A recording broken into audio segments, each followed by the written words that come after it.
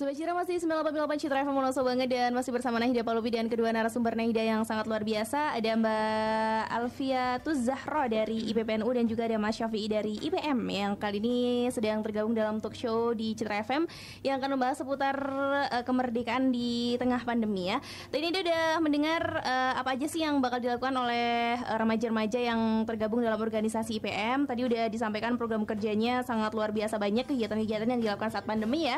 Dan Nahida sekarang penasaran bakalan langsung berpindah ke Mbak Alfiatuz Zahra. Kegiatan apa aja yang dilakukan oleh anggota-anggota yang tergabung dalam IPPNU maupun IPNU gitu. Silahkan Mbak Alfi. Oke, untuk beberapa program yang dilaksanakan oleh IPNU IPPNU itu sendiri, kita tahu bahwa IPNU IPPNU itu kan luas dan kita jaringannya ada ranting, ada PAC dan juga ada PC. Dan kebanyakan dari mereka memiliki ketua masing-masing. Di PAC mereka memiliki ketua. PAC itu tingkat kecamatan, kalau misalnya ranting itu tingkat desa, dan PC itu adalah tingkat Wonosobo. Masing-masing dari ketua itu dan para anggotanya memiliki program-program masing-masing sekecamatan. Ya, 15 kecamatan Wonosobo ini mereka memiliki kegiatan mereka masing-masing. Salah satunya adalah diskusi-diskusi online yang di live streamingkan di Facebook maupun di Instagram dengan tema mereka masing-masing. Dan untuk garis besarnya dari PC itu sendiri memiliki program, yaitu kemarin pada saat pandemi COVID-19 kita ada menerjunkan 2.000 masker yang memang sebagai bentuk kegiatan konkret kita lah untuk masyarakat yang memang berkebutuhan masker pada saat itu. Dan waktu itu 2.000 masker itu didistribusikan ke Polres, ke TPK, ke orang-orang yang Jumatan atau mungkin di jalan-jalanan kayak gitu. 2.000 masker itu juga kita dari dana, dari sablon, dari penjahitan, semua yang melakukan adalah kader-kader IPNU IPPNU. Karena memang kita sendiri kan basicnya banyak ya Mbak. Jadi emang banyak yang pintar jahit, ya udah kita jahit. Banyak yang bisa sablon, ya udah sablon kayak gitu. Jadi semua tenaga, semua dana pun kita kumpulkan dari para kader untuk membuat 2.000 masker itu. Dan satu program lagi yaitu adalah kita ada namanya pembuatan kartu anggota IPNU IPPNU Kabupaten Wonosobo yang sudah memasuki session kedua, dan nanti mungkin ada session ketiga dan selanjutnya sampai kita tahu berapa data banyaknya kader IPNU IPPNU di Kabupaten Wonosobo. Oke, luar biasa keren. Berarti emang ada pembelajaran untuk menjahit atau emang udah dibekali dari awal ketika mereka masuk, atau emang udah punya dari sebelum masuk juga mereka udah bisa gitu sebenarnya? Kebanyakan mereka sebelum masuk mereka memang sudah basic punya itu, dan setelah masuk pun IPNU IPPNU biasanya mewadai untuk pelatihan-pelatihan seperti itu memang. Banyak biasa sih. Keren. Jurnalistik dan lain-lain. Berarti ada pelatihan-pelatihan jurnalistik dan lain-lain untuk tetap mengisi di masa pandemi juga tadi yang udah Nahida tanyakan ya. Ya, kalau untuk di kemerdekaan sendiri mungkin ada acara khusus atau sama seperti tadi IPM? Untuk di era pandemi ini kita tahu lah ya, semuanya mungkin bahkan mengisi proklamasi nanti ada namanya upacara virtual. Mungkin semuanya juga dari pusat sampai ke bawah mungkin nanti kita akan mengikuti upacara yang namanya virtual.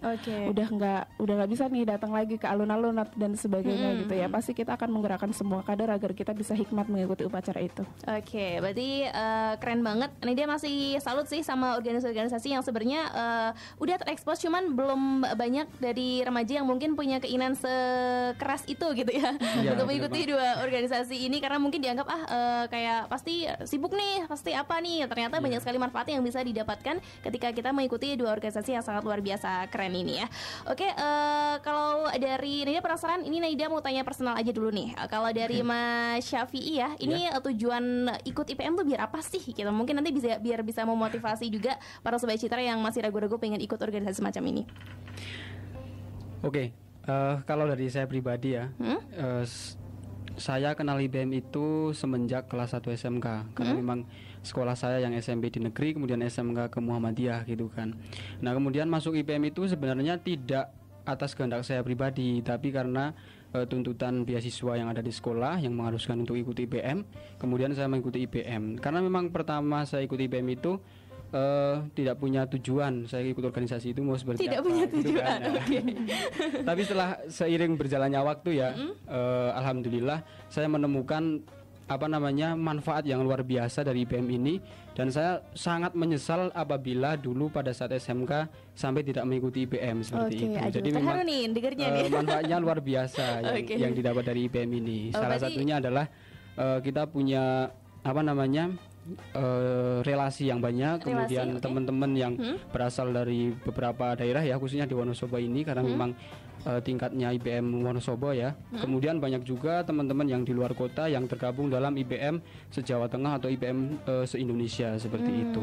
Oke, ternyata banyak sekali manfaatnya ya. Walaupun mungkin awal-awal kayak sebenarnya belum punya tujuan, ikut-ikut aja deh gitu terpaksa, ya. memang ya, jujur. Tapi ternyata malah berawal dari keterpaksaan jadi hikmah yang sangat luar biasa gitu ya. Jadi cinta. Oke, ini mungkin ceritanya sangat luar biasa menginspirasi buat Sobat Citra juga yang mungkin sampai sekarang, karena Nida juga punya banyak teman yang sama sekali nggak tertarik organisasi kan, ditakutkan bakalan sibuk, menyita waktu, buang-buang waktu bahkan ya, jadi berkurang waktu bersama teman-teman. Tapi malah ternyata justru sebaliknya tadi pengalaman dari Mas Syafi'i ya, ternyata malah justru memperlebar pertemanan lagi, terus waktunya nggak bakal kebuang, malah jadi lebih bermanfaat lagi. Jadi gitu waktunya lebih bermanfaat untuk kegiatan organisasi, kemudian pandangan kita ya lebih maju lah terkait dengan perkembangan informasi gitu kan. Oke, keren. Dan dari Mbak Alfi sendiri gimana tujuannya awal ikut IPNU? Terpaksa juga atau gimana? Enggak lah, pasti kita tahu berorganisasi berarti kita nanti belajar merencanakan, belajar mengorganisir dan lain-lain. Karena emang udah tertarik dari awal sih, dari mulai di kampus sudah ikut beberapa organisasi. Jadi ingin terus mengibarkan sayap di beberapa organisasi. Gimana ya, anak muda itu masih semangatnya lah untuk bisa banyak belajar, banyak mencari relasi, karena nantinya itu akan berguna di masa depan. Mungkin tidak sekarang, tapi mungkin 5-10 tahun yang akan datang ketika kita berorganisasi. Di organisasi kita melatih untuk merencanakan suatu event dan lain sebagainya. Nanti mungkin akan terlatih ketika kita sudah tidak di sekolah mungkin ya, udah mau masuk kerja, kita udah terbiasa dengan kesibukan gitu. Udah terbiasa untuk disiplin dan membuka cakrawala baru lah. Paling enggak kita tuh jadi lebih terbuka dengan beberapa hal yang masuk. Misalnya ada isu-isu yang memang kadang diisukan nasional, mungkin kita jadi lebih terbuka dengan hal-hal seperti itu. Betul. Kalau Nida lihat-lihat sih emang outputnya juga bakal beda kalau orang yang emang berkecimpung di organisasi dan enggak gitu ya, ketika baik itu dari segi public speaking, pemikiran dan lain sebagainya. Makanya buat Sobat Citra yang mungkin kalau misal di sekolahan itu nggak diwajibkan kan ikut dua organisasi ini kan? Diwajibkan atau enggak? Enggak sih. Enggak ya. Jadi mungkin buat yang masih ragu bisa banget gitu ya dengerin tadi dua petua yang sangat luar biasa. Ternyata bakalan sebagus ini gitu. Mereka juga public speakingnya kalau kata Nida kalah mal di sini ya. Mereka ternyata outputnya sangat luar biasa dan ini akan sangat bermanfaat untuk tentunya sampai masa depan juga gitu. Karena ketika kita nanti udah diterjunkan ke dunia kerja juga nggak cuman kayak IPK aja yang diperhatikan, tapi sampai ke skill-skill kita juga gitu ya. Oke, kembali lagi ke masalah kemerdekaan, karena kita besok bakal menyambut kemerdekaan. Nida juga penasaran makna kemerdekaan buat kalian tuh apa sih? Karena Nida tadi udah sedikit mengamati kalian tuh kayaknya cerdas-cerdas banget ya. Pasti makna kemerdekaan ya di balik kalian berdua juga pasti sangat kecil. Dari Mas Syafi'i dulu deh. Kalau dari saya pribadi ya, secara kemerdekaan itu adalah kita sudah terbebas dari yang namanya belenggu-belenggu ya. Kalau Indonesia sendiri bebas dari kemerdekaan kan karena sudah terlepas dari belenggu penjajahan yang selama 350 tahun dijajah oleh Belanda, kemudian 3,5 tahun dijajah oleh Jepang seperti itu. Dan kemerdekaan yang saya rasakan di sini adalah saya bebas untuk mengekspresikan diri ya, sesuai dengan apa yang ingin saya lakukan selama itu hal yang positif. Seperti itu kan. Jadi kita bisa mengeksplor kemampuan kita, kemudian kita bisa bereksperimen, kemudian berkreasi sesuai dengan apa yang kita lakukan, sesuai dengan bakat dan minat yang saya miliki seperti itu. Tanpa ada yang mengekang-ekang lagi gitu karena dia merdeka. Kalau dari Mbak Alfi? Kalau dari saya mungkin karena sekarang era pandemi ya, kemerdekaan yang sesungguhnya sekarang ya bagaimana kita bisa memerangi pandemi itu sendiri gitu dengan berperilaku menjaga kebersihan kayak Patuh gitu. protokol Iya, memenuhi protokol kesehatan dan lain sebagainya. Karena mungkin satu-satunya yang paling kita harapkan sekarang adalah berhentinya pandemi. Iya betul. Bener.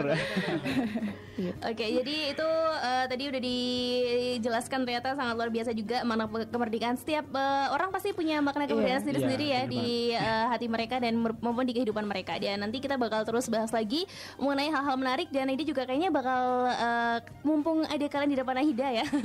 Seorang yang sangat luar biasa. Ini jadi apa di IPM? Alhamdulillah saya di PDIPM Wonosobo diamanahi sebagai ketua umum. Oke, ketua umumnya ternyata. Aduh, ini baru tahu. 2021. Aduh, pantas publicity-nya bagus banget ya. Kalau Mbak Alfi? Iya, sebelumnya saya harus minta maaf nih karena ketua IPP-nya nggak bisa berangkat pada kali ini karena sedang tidak enak badan. Jadi saya mewakili dari Badan Pengurus Harian, saya bertugas di Bendahara. Oke, Bendahara. Berarti mumpung ada dua pengurus yang sangat luar biasa ini ya. Pastinya kalau pengurus adalah orang-orang hebat. Nanti kita bakal ngebahas juga tentang hal yang sekarang lagi isu yang sangat luar biasa hangat yang banyak diperbincangkan di sosial media maupun dimanapun tentang sekolah daring. Ya, nanti kita bakal bahas di segmen selanjutnya. Jadi tetap stay tune di 88 Citra FM Wonosobo.